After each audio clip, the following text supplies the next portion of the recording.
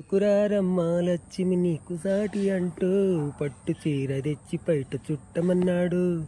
సోమారం జామురతిరి తెల్ల చీర తెచ్చి మల్లెపూల కాపడాలు పెట్టమన్నాడు.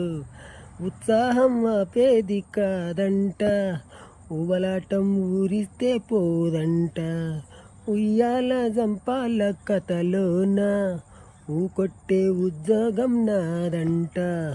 వరసుంటే వారంతో పని ఏముంది, ఒత్తొత్తి మాటలకు ఉడికేముంది.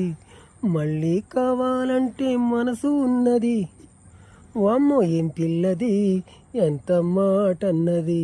బాగున్నది కోడేడన్నది, చిరుముద్దుకి కావాలి చీకటి అంది. ఏ కళ్ళు పడకుంటే ఓకే అంది, తీరా ముద్దిస్తుంటే ఎంగిలన్నది.